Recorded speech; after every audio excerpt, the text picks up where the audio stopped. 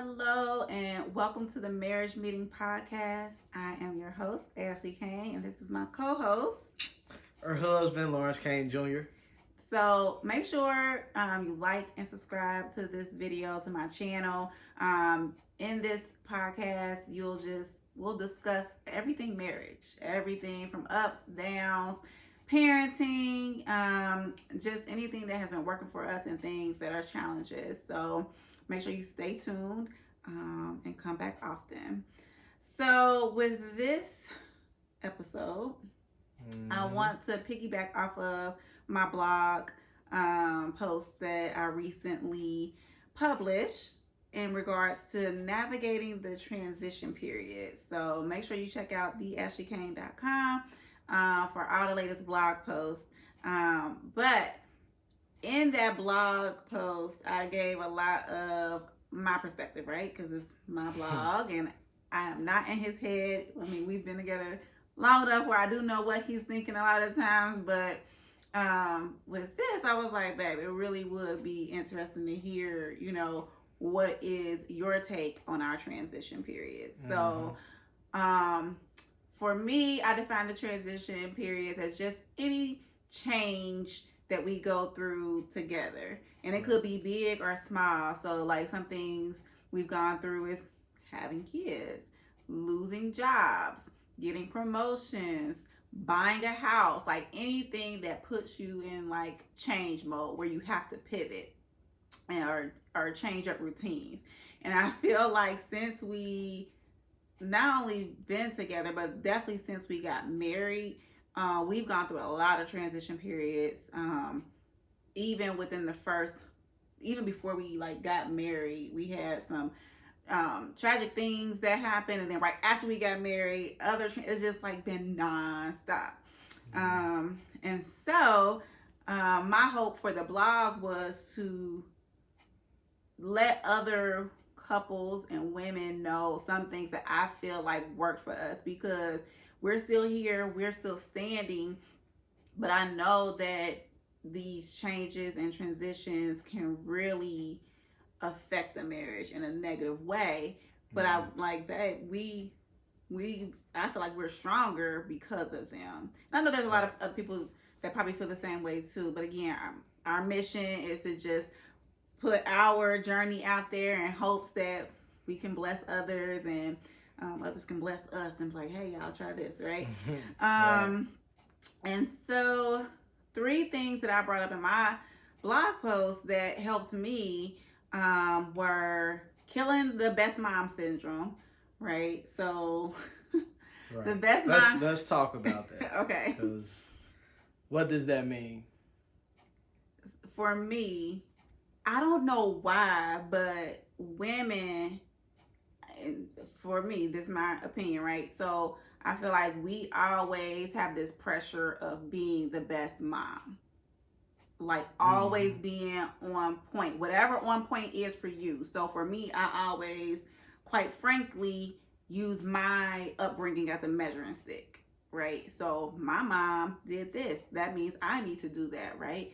My mom didn't go out partying during the week or anything, right? So I'm not going to do that. My mom made sure we had a bedtime, right? So that's what I want to do, because I felt like that was beneficial for me. Yeah. And so, but I feel like women, mothers, have the pressure of being the best, making sure we're cooking healthy meals and making sure that the kids' lunches are packed on time. Like just everything, anything that you think equates you as the best mom, right? So do dads have that same like level of pressure of I need to be the best dad? No, I think you just enjoy the fact that you can be a dad. At least from my perspective, I'm very appreciative and grateful that I get to be a dad. So I don't necessarily view it as pressure. I don't necessarily view it as, oh, I gotta do everything right. I think that with how I grew up, and not having my dad in the house or even in the same state for years, even to this day, right? My dad is in Atlanta. I really just want my presence to be felt first and foremost. Like that's the most important thing, is that my kids know that they're growing up with their dad. That's the very first thing. Then after that is, how do I make sure that I connect with them, and spend that time with them and things of that nature. And I believe that because I'm married to you, and you have all of the you have that mindset, like you think about things, and I think we both have this where it's like you think about things I don't think about, and vice versa. Like that helps make my job as a parent way more. I definitely appreciate it. So I think that for me is it's just those two things: being present and then connecting. Like I don't think I have to do specific things. Like I feel like that's the beauty of parenting, is that it doesn't have to look like how I was taught. And I'm reimagining that. Like I'm reimagining even like dealing with our son. Like I try to treat him how I feel he needs to be treated for his growth, not how I was treated or how I would want to be treated. Because I know a lot of guys treat their kids, specifically their son, how either they were treated, which that could be good or bad, and then number two, how they think. Right. Like, all right, if I had this, then that would be good. So let me give that to my son. Like, and I try to do that. But I love to fail in front of our kids. Like I don't want to be looked at as perfect. So like I intentionally fail in front of our kids. I don't know if I intentionally do it, but Well, I'll give you an example. I'll give you an example. So at Lawrence's birthday party, this past one. Okay. We at Rock and Jump, and the kid that was working there, like he saw me dunk, like I jumped and I dunked the ball. Lawrence was over there, he was hype, and then the kid was like, "Can you do a one jump dunk?" And I knew in my mind, like I knew it, but I knew at that moment I was like, I'ma try it, right? I'ma do it. So he did it, like the kid did. He like 18, 19. Right. He did it, made it look super easy. I'm like, I don't even know if I can do it off of two, let alone one. So he gave me the ball, and I took off his. I wish somebody recorded it. It was horrible. The takeoff was horrible. So I'm in the air like, yeah, this not about to go good. So I jumped, and then it was like, I was like, do I just jump again or do I just fail? And I was like, I'm gonna fail because I want him to see that it's not always gonna go the way you want it to go. So I went ahead, went through with it. I failed horribly. I failed. I failed and failed. Like I failed. And we were all laughing, and Lawrence and Braylon and all of them was laughing, and then the kid that worked there was laughing. So we just had a good time. But it was like, those are the moments where I try to be intentional with failing, because when he comes up with through adversity, it has to be like, I'm just gonna do it scared. I'll do it knowing that it may not be the best. So I'm just always. So I get that mindset, but I don't want to intentionally fail at, he forgot to get picked up. You know what I mean? So that's different. Character building and, building coping skills of how to get through adversity. Love it, right?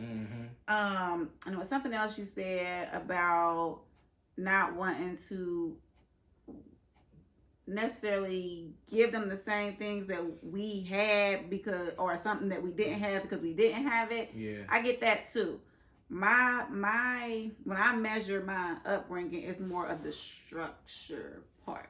Right. So I think we both do a good job at looking at our kids and who they are and catering to them as individuals, not necessarily like mimicking what we went through.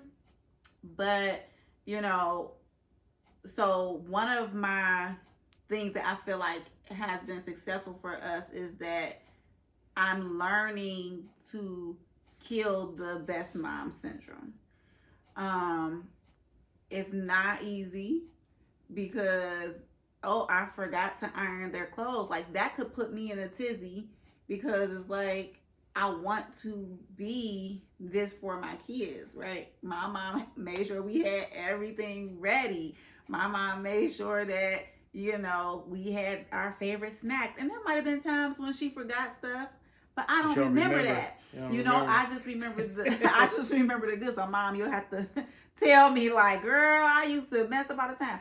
But you know, as a kid, I guess I just didn't see that. So, but and it feels like they see it from us. Right. Like I'm pretty sure like your mom can say, yeah, it was one time I forgot something and you was just heartbroken, but you don't remember it. Right. But then like for us, living. I might remember it. I'm just kidding. I think that for us, like Lawrence and that Kit Kat, like when I forgot I was like hurt. Like and then I told Honora, soon as she came in, Daddy forgot your Kit Kat. Like she wasn't even in the conversation about the Kit Kat, but like I said it out loud. Like, oh, I forgot Lawrence Kit Kat. Right. So I think for me, I try to not necessarily try to change your mindset, but I think just helping you along the way with getting that out of your system. Yes. Like, so you forget the iron, I'm like, all right, I can do it, or all right, he's just gonna be wrinkled. Like, but at the same time, like if you like obviously we got our routine when it comes to the ironing, so I know you have a lot of stuff to deal with when it comes to our daughters. When it comes to hair and all of that. So I'm like, all right, let me go ahead and take care of the laundry. Lauren's hair too. Yeah, well, everybody want to have hair. I take care of my own hair. You do. So except that time you wanted some braids. But anyway. Okay. So if you're just joining us, we're talking about transition periods, and we got on the topic of battling the best mom syndrome because I feel like, so for instance, right now I'm going through a very intensive training program for my job. Lawrence is in swimming. Honora's in gymnastics. He has his own business, which is, you know, not a 9-to-5. Coaching is coming up with basketball. So it's like we're going through multiple things right now. And the best mom syndrome can definitely creep up, right? Like he was out of town for a whole week. Normally, if y'all read my blog before, I try to think of at least 3 meals that I'm cooking on Sunday, whether I cook them all or prep them all, whatever. I did not get to do that because that weekend before he left, I was in training all weekend.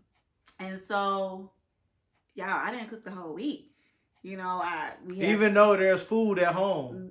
And there was. They had some leftovers, some frozen chicken nuggets, and then actually went through the drive-thru, you know, one night. So I could have beat myself up over that. And probably a couple years ago you would have. Right. And so one thing, I think that switching my mindset is not easy. He is definitely helpful with like talking me down, right? Like, babe, it's okay. Like those words of affirmation reminded me of things that I did do well with the kids and things like that is very, very helpful because when you in the thick of it, it just, you forget all the good and just I focus on the negative.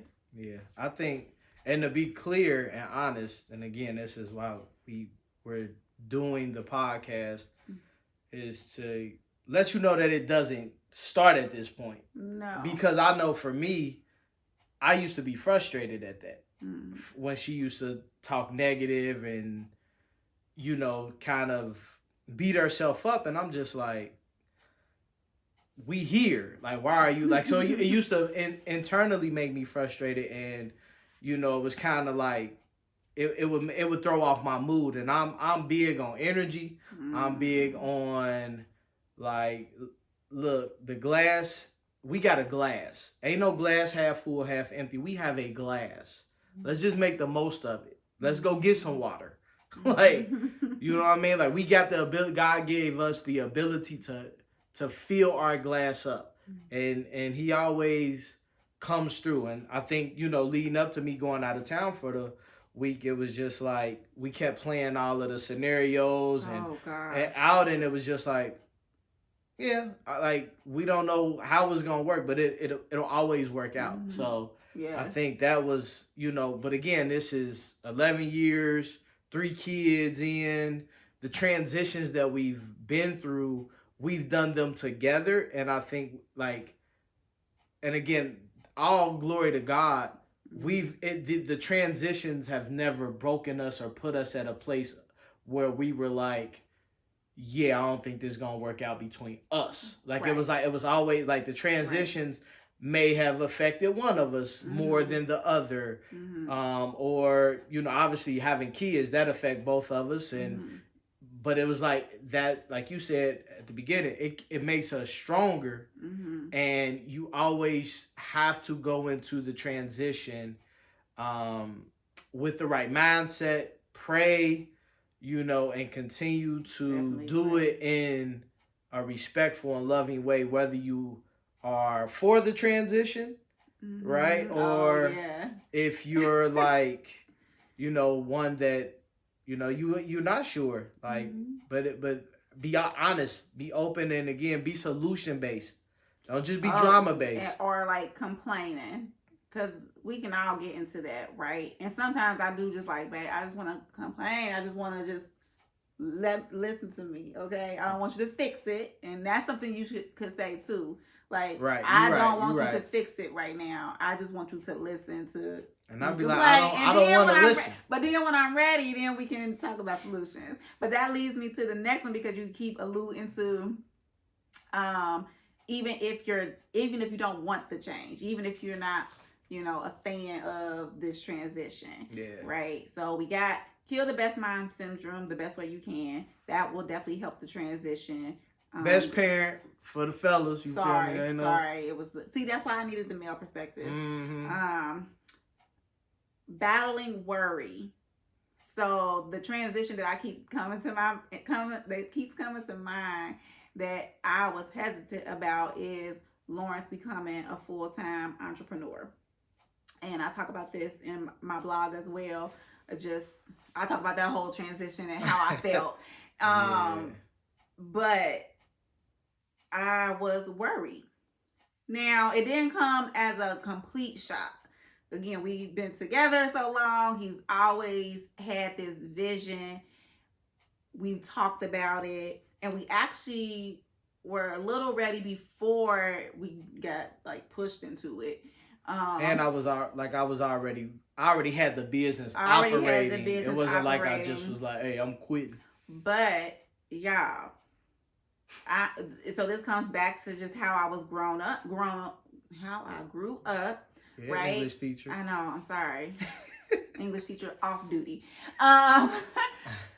So this how I grew up, and like even to this day, like mom will still reference like, hey, it's this job posting, right? So my thinking is that I want somebody who is providing consistent, income. Is that like consistently, right? So. Not something that, we might get, $3,000 paycheck this week and $200 the next week, right? Well, that's what happens. But I know, but that was scary for me.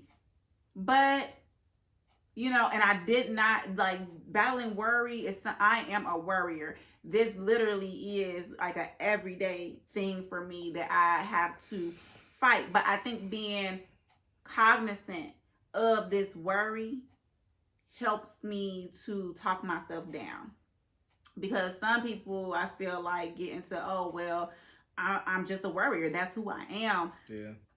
But that's not of God, right? And so even though I know that I have this characteristic or trait or whatever it is, I'm not giving in to it. Yeah. Okay. And so going through the transitions as a worrier can be challenging. And so one thing that I recently read during the pandemic with my best friend was The Big Leap by Gay Hendricks. And I actually it was actually recommended by, you know, Kev on Stage and Mrs. Kev on Stage, who we love to listen to their podcast, The Love Hour. Well, we're going to see Kev on Stage in a few weeks, so yes, that's going to be good. And basically it was something in there that talked about talking yourself down from that and a real clear strategy of how to do that. And it's like, duh, why didn't I do this before, right? So when something comes up, right? So, babe, I want to be an entrepreneur full time. I'm not going back to that school. This is what we're about to do. What's the worst that could happen? That's the first question you ask. Okay. Because I'm not for this, right? I'm not totally against it, but my worry is clouding my mind. So it's like, what's the worst that can happen? Well, the worst that can happen is the business plan doesn't go as we thought, and I can go get a job. Or find some other source of income. Yeah. Then maybe that's another business venture. Like, right? It doesn't, that's the worst that can happen. Okay, so if that's the worst that can happen, can I live with that? Yeah, I could. Mm-hmm. So then what's the best that could happen? We blow up.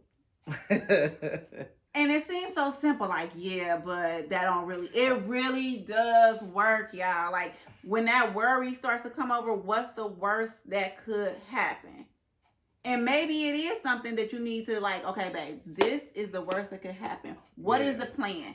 Because I can't live with that if the worst does happen. But I also believe that saying what's the worst that can happen isn't all of it, though. Because I believe that, like you say, the worst that can happen, we're going that it fails and then I can just get a job or, you know, find some source of income. But I think a lot of people go worst case scenario and you lose everything because of that. And that's what I'm saying. Like, so you don't start off at the, well, he could just get a, you know, go back to the school or go get a job or like, it's like, well, if he don't make money in it, then we can't pay our bills. If we can't pay our bills, then we gonna go without, you know. And it's like, for me, I always was around, like, and it really goes back to our upbringing. Like, I was around hustlers and entrepreneurs. Like, my mom had a business inside of our house. Like, she had a hair and beauty supply store.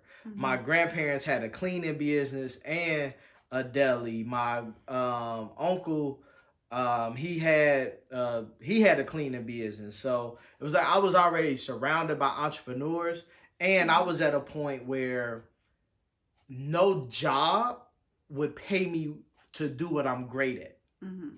And it wasn't like I had jobs that didn't give me decent money and didn't like the work was easy. I don't think I ever had a hard job since I graduated college. But it wasn't fulfilling, and it didn't allow me to shine. Like, I couldn't really show who I was. And you weren't really happy. And I was right, and that caused me to not be happy. So when I, you know, decided to say forget working for somebody, I just bet everything on myself. And I did some stuff for other people, but it was like my main focus was my business. I had more hours and time for my business. And is it hard to this day? Yes. I mean, that was 2019 when I decided to leave my alma mater. Was it? It was 2019. That's because the pandemic added like 5 years to our life. but yeah, so it's 2019. And you know, it's tough now. Like I mean, the pandemic really, like I was in a groove before the pandemic. Like I was like, oh, we about to blow up, and then the pandemic hit, and it took me, you know, of a while to really get out of that funk, and then even going into this school year, because I work with schools, at least that's the vision.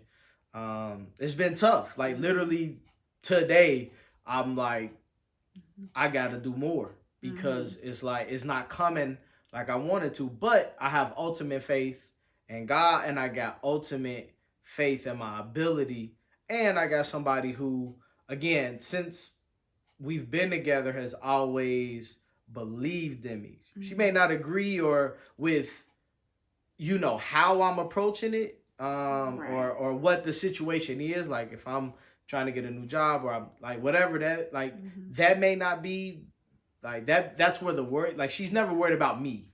Right, because I know his character. He's never going to put me in a position to where I'm like resenting him. Right.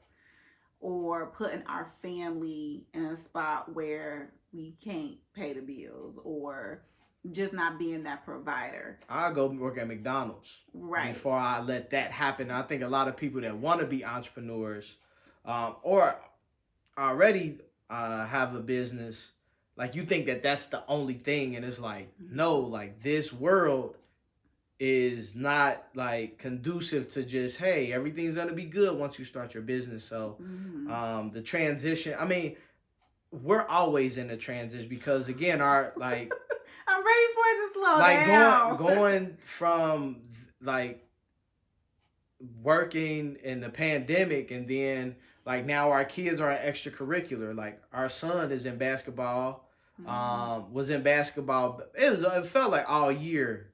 Like he started in December, but and then he really didn't end until July.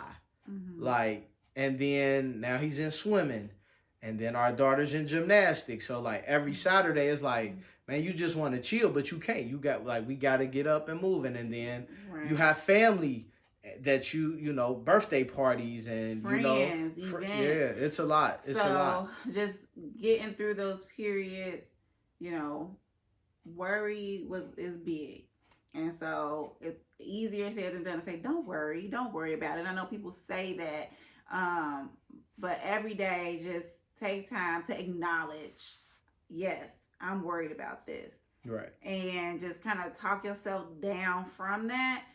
Write it out, talk it out with your spouse, because for me, I can't hold that all day. If I hold the worry all day, I'm angry, I'm stressed. I'm about to say stress. And if I'm angry and stressed, the mood of the house is kind of tense, you know. And so that's not good for this change, this time that we're in.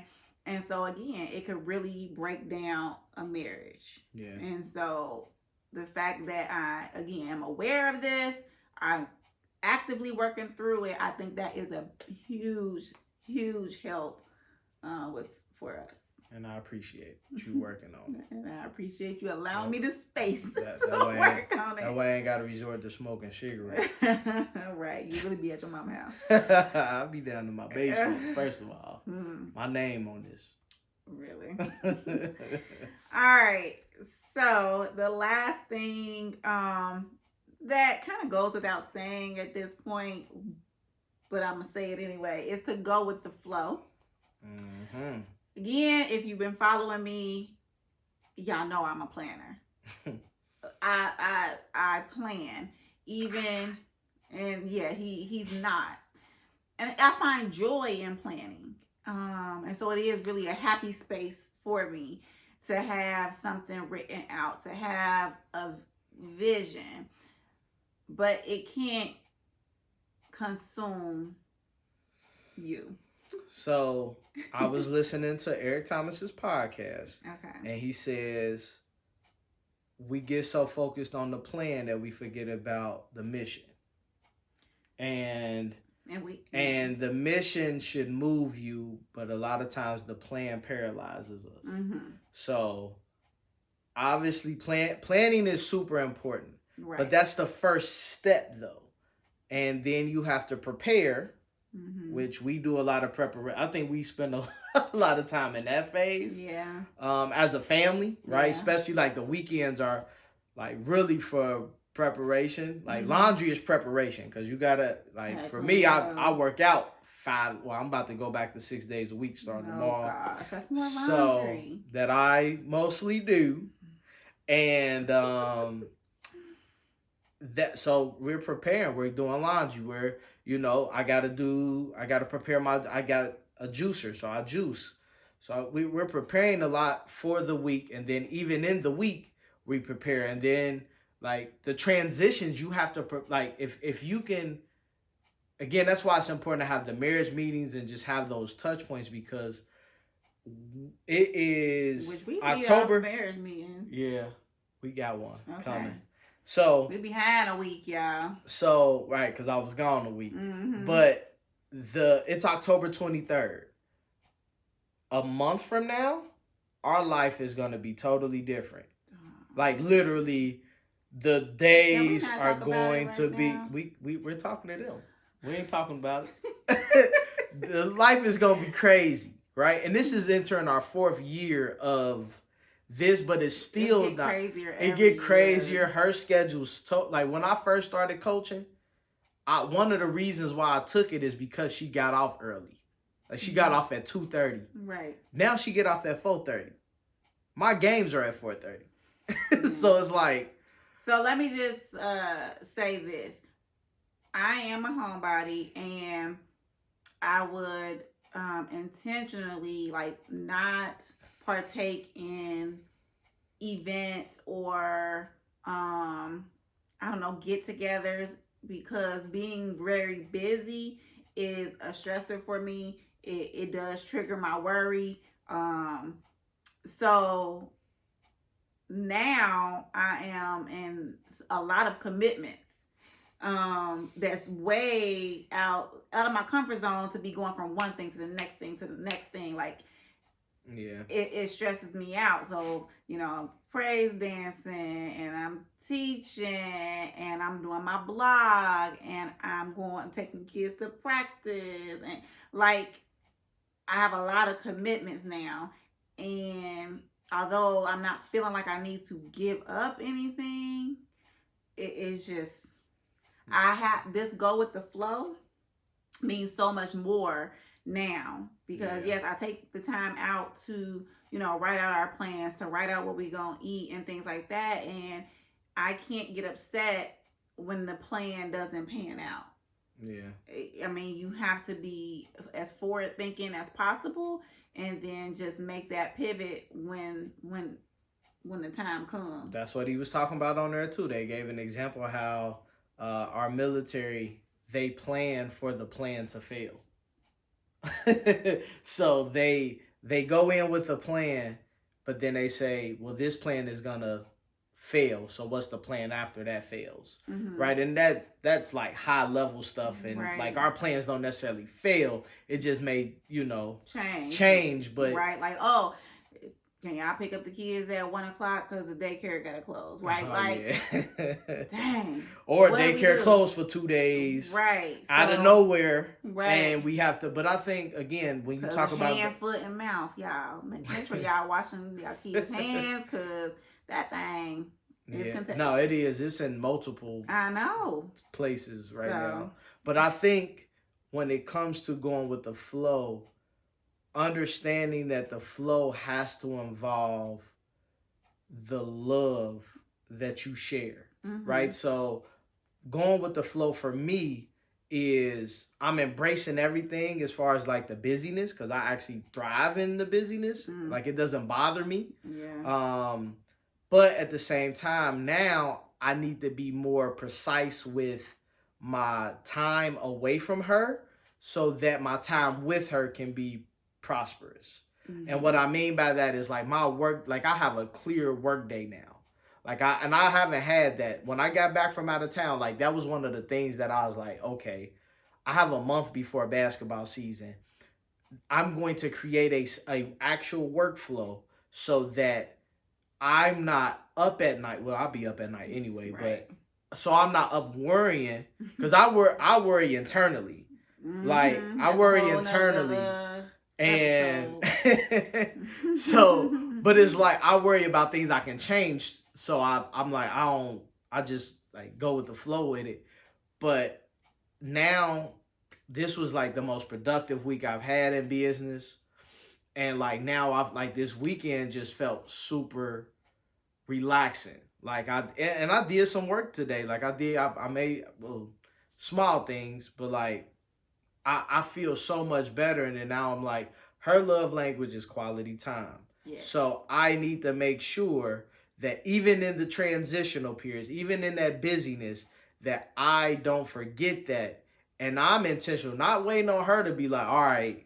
Like, cause that's what a lot of people do. Like you like, I'ma just keep going. She ain't complaining. So let me just keep going. Like, no. Cause my coach, one of my old coaches, said that his wife felt like a single parent during basketball. And he coached varsity. I coach middle school.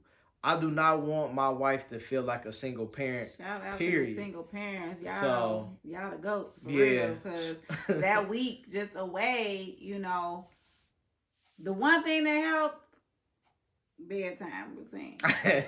So last year, like during the like the height of the pandemic, yeah, we started, you know, figuring out how to get our kids on a strict bedtime routine, and we had some challenges, but we've made it. We still got challenges. We still have challenges, but they sleep all night in their bed. They're not coming out in the middle of the night. We don't have to walk. We don't have to rock them to sleep anymore. Now, this was a 3-year-old and a, was she 1? Yeah, 3 and 1. 3 and 1. So a lot of kids are sleeping on their own by then.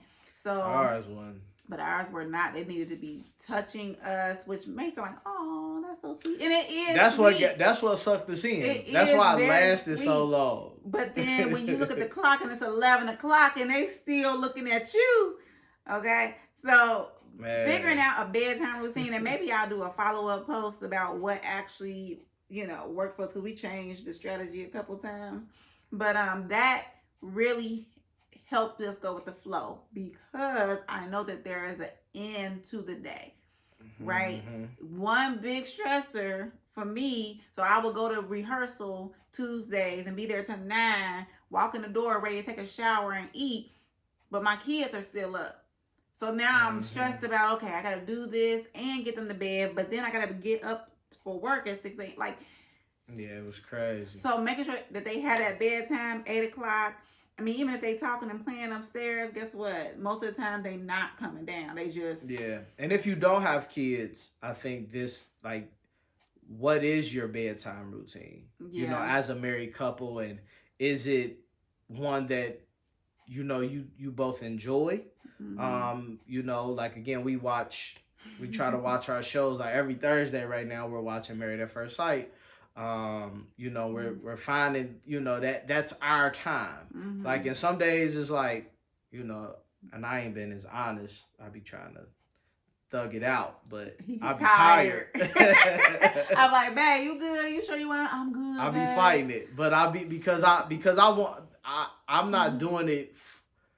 I'm not doing it because I don't want to let her down. I do it because I want it just as much as she does. Right. Like, even though physical touch is my primary, quality time right under, like, they be battling. So it's like, I want to make sure that we have that. But just being in her presence is enough for me. But I can't go off, like, we can't be together 50 more years just off of enough. Right. So did your flash go off? Did the light go off? It went on? It was never on. Oh, I'm just not noticing that. Yeah. Okay. Yeah, it's okay though.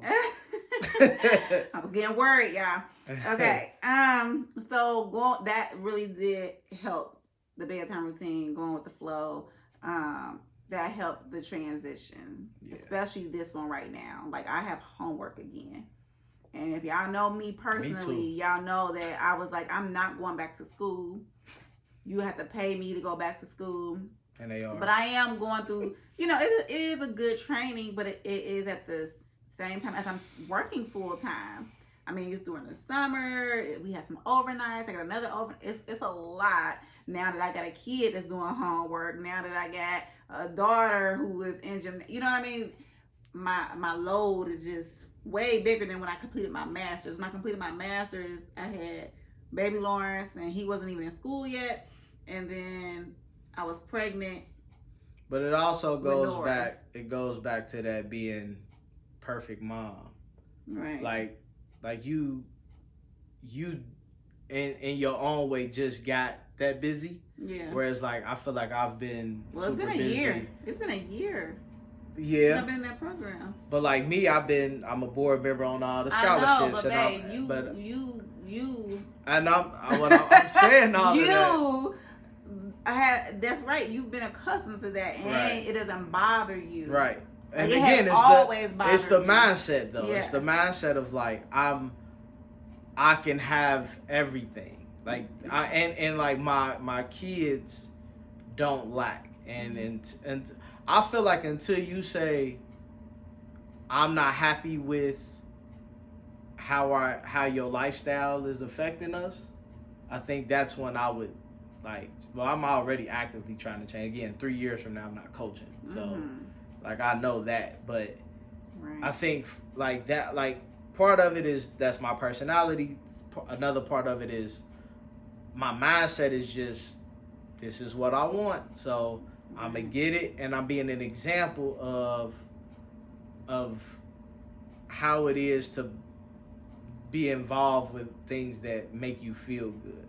Because again, I'm not a part of anything that I don't enjoy, right? I would say the same thing, right? And and that's what I'm saying. Like, but when you in it, you like, get, oh my god, I'm missing Lawrence's practice. Like, yeah, Lawrence has swim lessons. They had them at the same time, but now they still have it to where I can't go to both. Like, Lawrence has swim lessons and Nora has gymnastics pretty much the same time. And it hurts my feelings that I have to choose one over the other. Where I'm like, we got 2 parents. I know. We got 2 cars. It's just perfect. I know. So now, the grandparents so the have kids to the kids don't miss out. Now, obviously, when we get back, we both gotta, watch videos or, share what happened. But I mean, that's just part of it. And I think being around other parents that's like that, like with Lawrence, him being older, like the parents of his basketball team, they have multiple kids in multiple sports. And they be like, yeah, dad is over at soccer practice. I had to come here. So it's super normal, but like we not used to that. Right. So I that transition. thing. I am as a child, like right when I grew up. Yeah, but as a child, you were the one having the fun as opposed to you having to make the. I know. All of I'm just saying. Like, yeah. I guess it is normal, but. Yeah. Whatever. Yep. More to come. Oh God. Just wait till that baby of ours is. She gonna active. call her sister. That's what she wanna do. That's what you think. She gonna be. I don't want to do that. So anything else with transitions, like just getting through these periods? I don't know if there ever be a period that there's not a transition, but I don't want them to be as huge as they have been. I just want small little things, right? Like the Chick-fil-A closed down the street or something. What? Our favorite restaurant closed. I don't know. Like small things. That's not a transition. That's a... Food is everything to me. There's food at home. When last time you ate food at home? I think from a perspective of a married man, transitions have to occur, but it's always about your mindset. Like if you have the wrong mindset during these transitions, regardless of if it's specifically for you, like you're the one getting the promotion or you're the one, losing a job, God forbid, you have to have the right mindset. And when I lost my job, like I called her and was like, look, I'm about to tell you something. I just need you to say okay. All right? I just need you to say okay. Don't give me. I just need okay. She was like, what? And I was like, they just let me go. And I was like, we gonna be all right. Just know that. And that next day was I had the best workout of my life, because it was like, and I hate working out, by the way, but that workout was so liberating, because it was like, I don't have to worry about putting on having to build up energy to go somewhere that they don't like me. Right. And from them point on, it was like, okay, I gotta, now have I made all the best decisions? I don't think I did. But I think in these transitional periods, it was like, I just need to keep moving. Again, I need to focus on the movement. Like I plan enough to where the movement and the mission is always continuous. Like, we're on the brink of some really good stuff in these next few years, if we just continue to stay focused. And again, I'm trying to delegate more things to certain people around me, so that at home I don't, how often do I work after you get home? Like, for the business, it ain't too much that I do. Like, when I'm home, I'm pretty much home. I'm not that person that it's me now. It's me, and it drives me crazy. Well, the next transition to be the transition into being just parents, and not all of this, extra stuff, man. Okay, I'm ready for it. Yeah, I can't wait. 3 years from now, I will not be coaching middle school basketball, and it's gonna be so lovely. I can't wait. All right. Well, thank you for tuning in, and we hope to see you next time. Right. Make sure y'all subscribe to her blog, subscribe to the YouTube channel, theashleecain.com. Go to abundanceuniversity.net for Invest in Black Women merch, and some books. But we appreciate y'all. If y'all have any topics that y'all want us to discuss, any questions that y'all have for us from our perspective, feel free to drop them in the comments, DM us, and just always, live life with love, because without love we have nothing. All right. Peace.